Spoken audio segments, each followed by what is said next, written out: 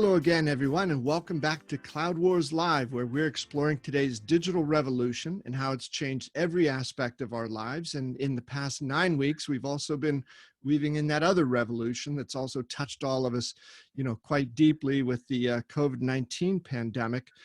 For today's show, we've got an interesting opportunity to speak with a top HR executive. Mignonette Salat Chang is the VP of HR at RSA, the security experts. And Mignonette is going to have a chance to tell us a little bit about what it's like working through not just a high-paced business in the world at all times, but also especially during the times of this pandemic. So Mignonette, thanks very much for joining us here on Cloud Wars Live. Thank you. Thank you. A pleasure to be here, Bob. Great. Mignonette, so, you've got these dual things going on. First of all, at a successful, high-growing technology company these days, everything with the digital revolution hitting, and then you get the COVID-19 pandemic comes sort of crashing in. Tell us a little bit about how, as an HR leader, this whole pandemic has affected the way you and your colleagues go about the process of employee engagement. Bob, we really are under unprecedented times here, and I'm quite inspired and impressed about how our employees have displayed incredible resilience and have been able to adapt very quickly across the globe. And as an HR leader, this disruption really does introduce quite a unique challenge. And how do you keep your employees engaged when we're not physically together on a day-to-day basis? And at RSA, it's meant we've had to heavily rely on our executives and our leaders to lead with empathy and patience and err on the side of over communicating to stay in touch with our team members, on a regular basis. We've had to embrace video conferencing and other technologies so that we can stay connected. And as it doesn't always work perfectly every time. But certainly it has shown how important it is that our IT infrastructure is critical to be able to enable our employee engagement, especially during a time like this. And again, going back to our employees being resilient, I'm just delighted with what I'm seeing and how they're being so creative in actually going out of their way to stay connected. I've participated the last couple of months. I've participated in some virtual birthday celebrations and happy hours and just wacky themes like who can bring the most creative face mask to start our meeting. It's nice to be able to start our meetings with a few laughs. But and I think after all this, it will bring us closer together than before. But there is a flip side to this as well, and I'm sure others can relate. It's a really trying time, and we're trying to figure out a lot of things still, and we're learning that we also have to help our team members find a way to be able to turn it off, right? Fostering a good mental health during this stressful period is really important, and it's not just the stress of the work and doing it differently, but it's also the stress of the other roles that we play during this time. Caregivers, elderly caregivers. We have team members with family members who have lost their jobs or they're fighting the virus. And so, really encouraging our team members to take the needed time off and not to feel, the pressure of having to always be connected at all hours just because the technology allows us to do that. So, the challenge here is that we look at employee engagement differently. We have to take a much more holistic approach, truly listen to our employees and what they're telling us. And from an organization perspective, we need to be agile and adapt very quickly. It's the only way that we're gonna be able to maintain employee engagement during this time. That's fascinating what you said there, because on the one hand, RSA, like every company, is trying now to figure out how do I get my team connected so that we can achieve the work we have. But you also brought out the point at the other end of that, which is, how do we make sure that there's a time for people to be able to turn it off? And, the old phrase about don't take your work home with you. it's somewhat impossible in these times. It's all meshed together now, right? There isn't this fine line where we say we keep work at work and home at home. It doesn't exist anymore. And so and as an organization, we have to be okay with that. And I think as an RSA organization, we've done quite a good job at accepting the new norm, accepting the fact that there will be family members interrupting in the middle of a conference call, or that we get to see some of their furry friends. It really is an interesting time and interesting with regards to how the organization, the workforce is reacting to it so incredibly well. And Mignonette, like you said, it's touching everybody. I know several weeks ago, as this was starting to hit, the CEO of Microsoft, Satya Nadella, one of the biggest and most influential companies in the world, he said that one of the lessons he's had to learn is, I have to learn how to share home office time with my 2 teenage daughters. And he said, we have to work out schedules in advance for who's on, in front of the camera at certain times. So really remarkable. Do you think there will be some lessons that RSA learns during this crazy time that it will carry forward into its future way of doing business? Oh yeah, absolutely. It's a great opportunity. Times like this, I always say it's a great opportunity for our leadership to shine, right? And leadership is going to be key. Leading again through empathy, patience, understanding, communicating. Now, these will all go a very, very long way in building an engaged workforce.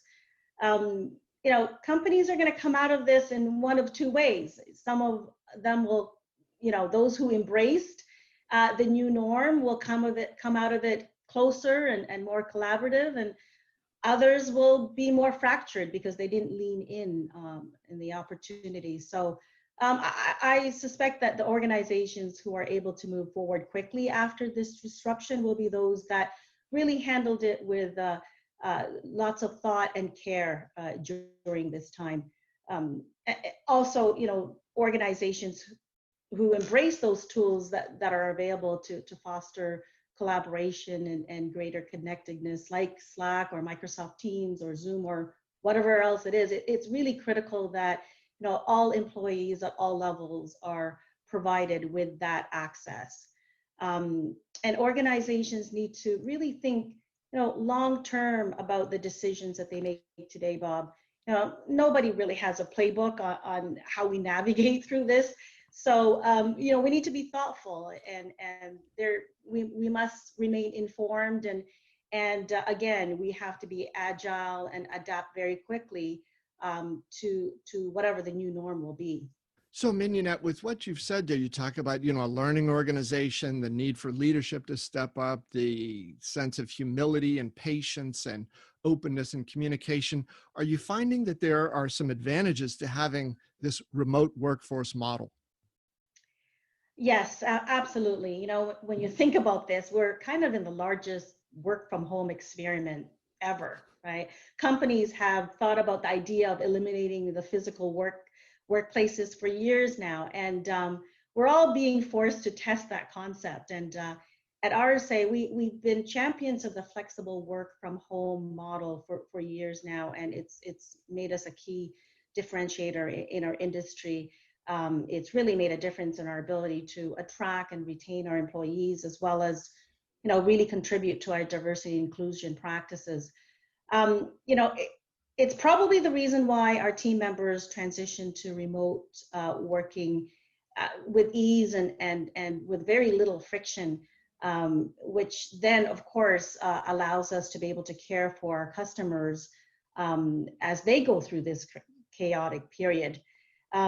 As an organization, I believe we'll come out of this, with a much greater sense of connectedness. And for those organizations who are handling the transition well, they'll end up with a high, ENPS, Employee Net Promoter Score, out of all of this.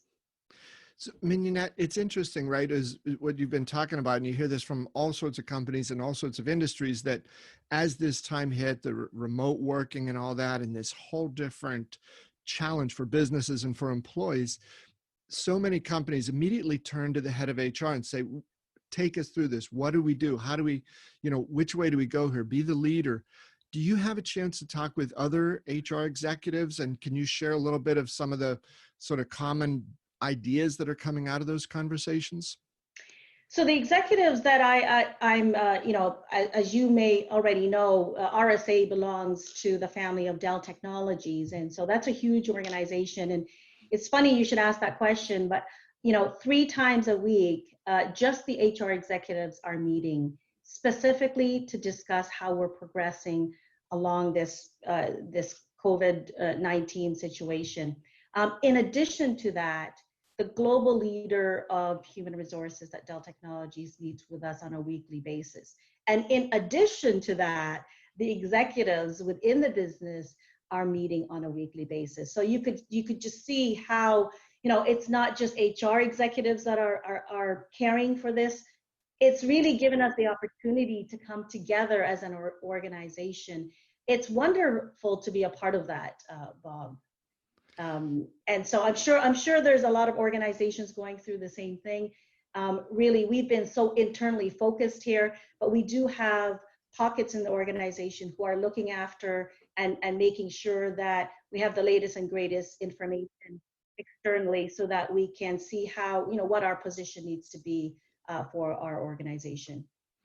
No, Mignonette, that's great. I wondered as well, through that, it sounds like an ideal operating environment in this model that you put together, the weekly calls with some of your peers, with the head of Dell HR, across the whole corporation, and then with some of the executive leadership as well, because these are times when, we sort of think we're getting accustomed to this new normal, but things are changing so quickly. So I wonder if in that context, are there some best practices that you've learned and would be able to share with everyone? Yeah, as I mentioned before, the leadership is really, this is an opportunity for them to shine, and they really are stepping up in every way. So that's really a key thing here. Embracing those tools, the technologies that help foster employee engagement is a key thing. And being thoughtful about the decisions we make today and the impact it will have long term. Those are the key pieces of best practices and advice that I'm sharing with everyone. Yeah. And, Mignonette, I wondered, and I know this is in that category of, capital B, capital Q, big questions. Here's one for you. What, given the experience you've had over the last 9 weeks, any insights into what the future of work is going to turn out to be? So, that is a big question, and I don't have a crystal ball, but I certainly have an opinion. Yeah. Remote work will likely become more of a standard practice, especially for the high-tech industry. I don't think it'll ever be 100% remote, Bob, but we'll see more companies embracing the notion of flexible workplace, and this will become a standard practice. I also think that, how organizations think about conducting business will evolve too. The days of traveling week after week for in-person meetings or conferences will dramatically decrease, and organizations are going to re-examine if in-person meetings are required, if video conferencing tools are just as productive. And so, the return on investment is really going to be something that they're going to be highly considering going forward. So, just in closing, there's this need for face-to-face interaction. I don't think that'll ever change, but we will be more thoughtful about how we spend our time.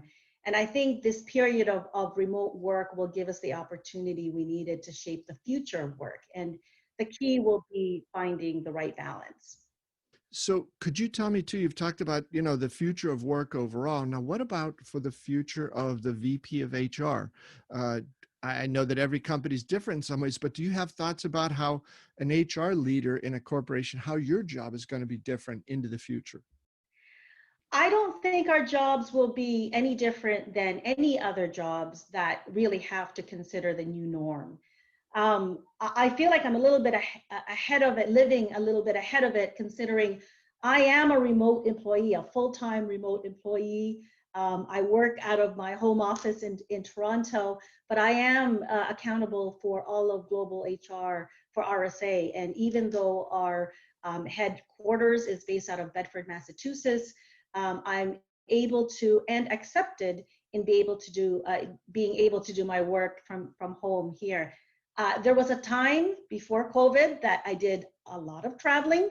I think post-COVID, we'll be rethinking some of that. And personally, I will welcome those changes. Well, great. Mignonette, thank you so much for your time here today to explain some of the journey that RSA has been through in these remarkable last 9 weeks that everybody's been on, and really enjoyed having you here on Cloud Wars Live. Thanks so much.